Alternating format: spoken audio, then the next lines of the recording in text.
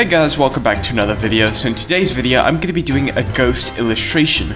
I want to do a kawaii type of drawing with a really cute ghost roaming around an abandoned house, and basically I couldn't really come up with that many ideas when trying to figure out what I wanted to do for Halloween drawing. I struggled quite a lot coming up with ideas. I originally wanted to do a terrifying illustration with a monster out on the horizon, but I decided to abandon the entire idea and do something else that's more appealing and way more fun. So let's get into the video and I'll tell you more about it.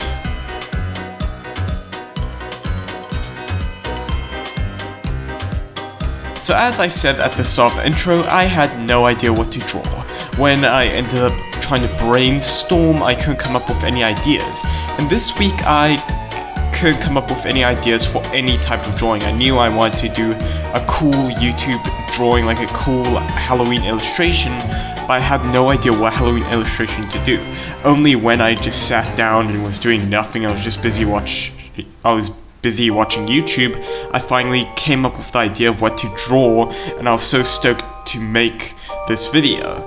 So the idea was a cool illustration of ghosts just roaming around the house, and I ended up sketching out the idea and trying to get the rough concept of what I wanted to do. I thought I wanted to do it on a painting, but I decided to go for digital because, number one, I can't film it because I don't have a camera to really film traditional art. Hopefully one day I will be able to film traditional art, and two, I am way more comfortable with digital art. I've been using this medium for a very long time, and yes, I have done paintings in the past and I do have experience of painting.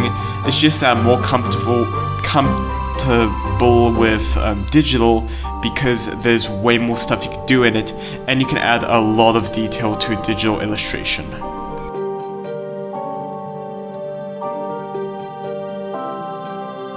So, to build up the background, I wanted to add a wall sconce to add some lighting and add some rim lining to the characters to make the characters pop out way more. But first I needed to draw the background before I add in the character. So with the wall sconces I used a couple of shapes to get the rough idea and build it up over time by using the shapes. And I added this cross hatching, but I got rid of it because I didn't see any need to use it.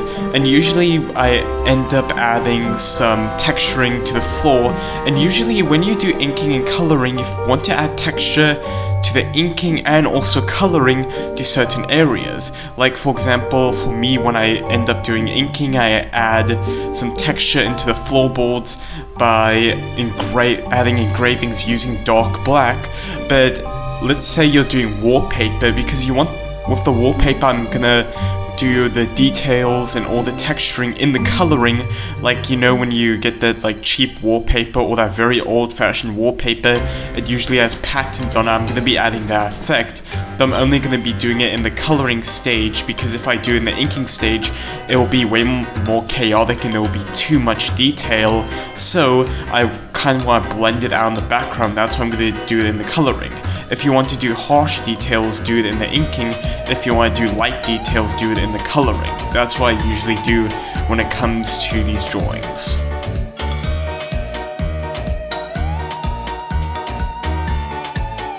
Basically, the thing I've realized over time is that digital artists and traditional artists are two different types of people. Yes, both of those types of artists are artists who like illustrating, but digital artist is a perfectionist, like me. A perfectionist is the type of person who wants every single aspect to be perfect, and that is kind of my problem. As I do illustrations, I try to make the lines clean and I try to make everything smooth. Yes, it ends up looking really good at the end, but if you're a traditional artist, you do not really worry about making things perfect. Of course, you want to make everything look good, but there are two artist styles: perfect drawings and non-perfect drawings. Perfect drawings are clean, smooth, and really rigid, while non-perfect drawings look natural and have their own type of beauty. But for me, I always try to make my art perfect and try to make every aspect of it work.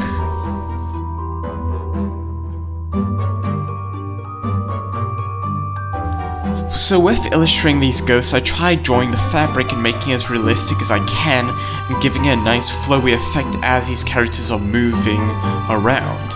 But the problem is, I am not a professional at drawing fabric. There are many people that create tutorials on how to draw fabric, and they are useful to a certain extent. I'm not the best at drawing fabric, but when it comes to this illustration, I believe I did quite a good job. If there's any artists watching this video, please give me some advice. Am I doing a good job of drawing these characters' fabric and how it flows and moves? Hopefully I do, but I'm happy with how it turns out and how everything is moving. When it comes to this arch I'm drawing, I'm using this tool to kind of bend and shape it to such a way that it looks right. As I said, I'm a perfectionist, so I try to make everything perfect. But with the wood grains, I'm lowering the amount of pen pressure I'm putting on to kind of have a nice thin effect. And I love this brush I end up using. It's a calligraphy brush. It's a really good brush in order to Sketchbook Pro. It allows you to thin out the lines to a point, and I've been using it for a very long time, and I'm trying to get that nice effect with thinning out the edges to make it look all natural and seamless.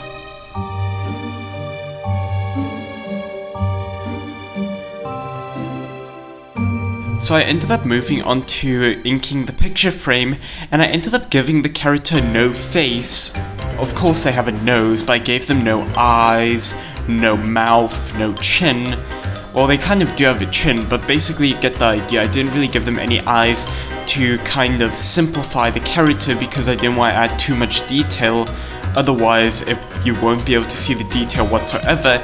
And also I want to have a little bit of a creepy picture frame, but still have an interesting art piece, because every time you watch any Halloween movie or you see any Halloween drawing, it has a creepy picture frame in it somewhere. Not all Halloween drawings have creepy picture frames, but I want to add that in as like a cool nod and just a little piece of detail to add.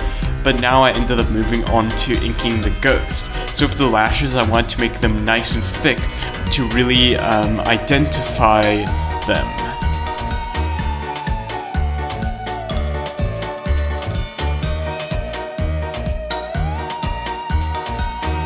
So as I ended up drawing the ghost, I need to do one big stroke to make the ghost smooth and to make the line art perfect, because anytime you draw, sometimes you do feathering where you just end up drawing a couple lines and connecting them, but the problem is as you connect the lines they can appear non-smooth and be very rough around the corners, so I ended up doing one stroke to make it perfect. And when it came to the back board, like right on the wall, there's this little piece of wood. I ended up drawing it on a separate layer and erasing it so I can make the lines completely straight and make it perfect.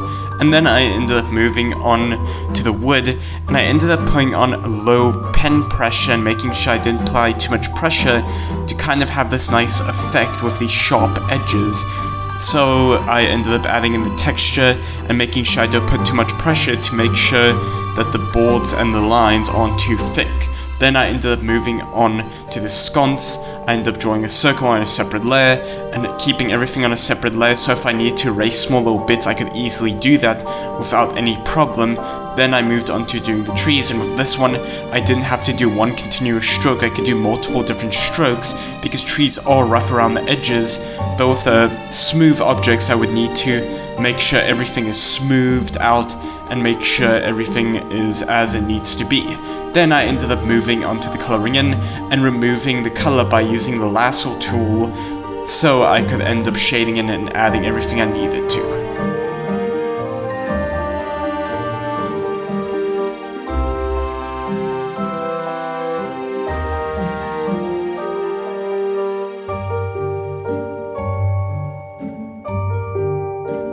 So now we are on to the coloring and shading stage. So as I end up shading all this stuff in, I end up using cell shading for some of the areas where there are shadows, and also I'm going to be using two light sources. One, I'm going to be using the sconce as light source, and also the moon. But first I ended up coloring in the areas, and I'm keeping my coloring on two separate layers. So basically when I end up coloring something in, I'm going to be putting on a separate layer, then at the end when I'm finished shading everything in, I'm going to be fusing the layers. And with this I'm adding in some cell shading, because this is where most of the rough areas are going to be. This is where the most dark areas are going to be, and usually when things have rough corners, that's where the cell shading is going to be. I'm just adding some rim lighting and everything that I need to polish this up.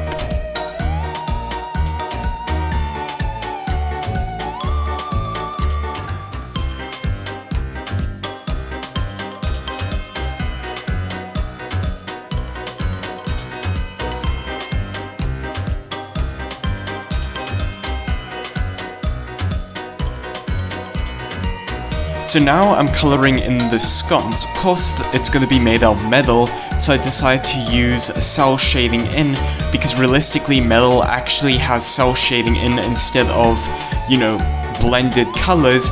So I ended up using cell shading, and I'm going to be adding a little bit of rust to the sconce to show how old it is and show it's a bit corroded. So I ended up adding some colors, blending it in, and adding some dot effect, because usually when water gets on metal, it ends up rusting it over time. And with this light bulb, the one with the crack in it, I'm gonna add no light coming out of it, because light bulb needs to be contact to actually work, and if there's cracks, of course, naturally it won't emit any light.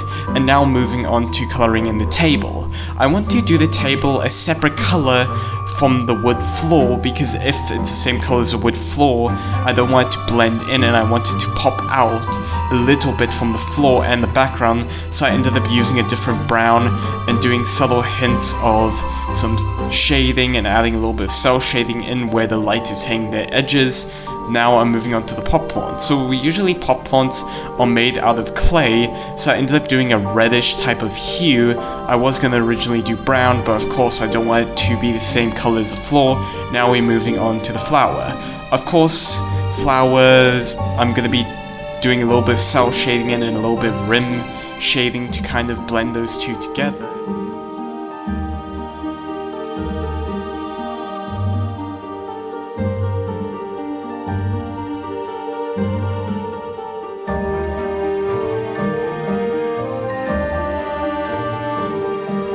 Now we move on to coloring the picture frame. Of course, I'm going to be following tradition and making sure that the picture frame color is different than the browns that are in the background and on the floorboards, and I ended up drawing this character using shades of only grey. And to be honest, I think in the future I should try and do a character only using grey tones, and I quite like the aesthetic, because old photos back then only used grey tones, and when they first invented the camera, they could only capture black and white colors, so I think in the future I should try using grey tones. Now we are moving on to doing the background, and I did it the same color as the couch seat because I liked how that color turned out, and I'm using the lasso tool to remove the blue background now on the characters, because of course the characters are in a clear background. Now I haven't really colored in the characters yet, and I'll do that just now, right at the end. So now I am removing the blue colors that are in the background, and I'm shading in everything I need to shade in.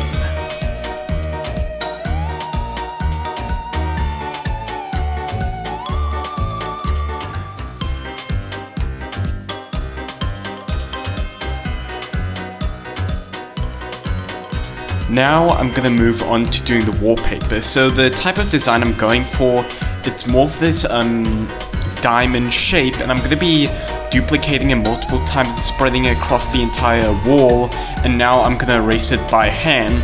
To be honest, I should have used the lasso tool and just went in and started lassoing everything I needed to get rid of, but I decided to just erase it by hand. You can see right here I started using the lasso tool to remove all those diamond shapes to make it all cohesive. And the cool thing is I've learned about this feature where if you lock any drawing, you can literally color shade over it and it won't overspill, and I had no idea that even existed until I think like a month ago I learned about that, and it has changed my life knowing that tool existed. So if you click the lock icon, you can start drawing inside of the colored areas you did, but if you unlock it, then you're able to color on the outside of the areas you've colored in, and that's really helped me being able to do the shading in and everything I need to do.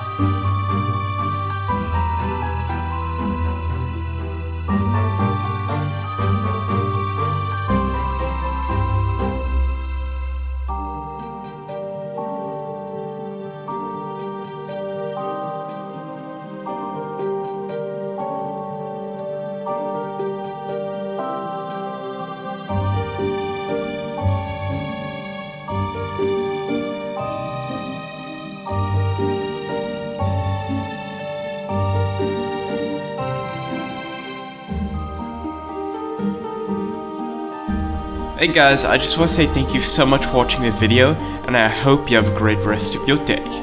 Bye.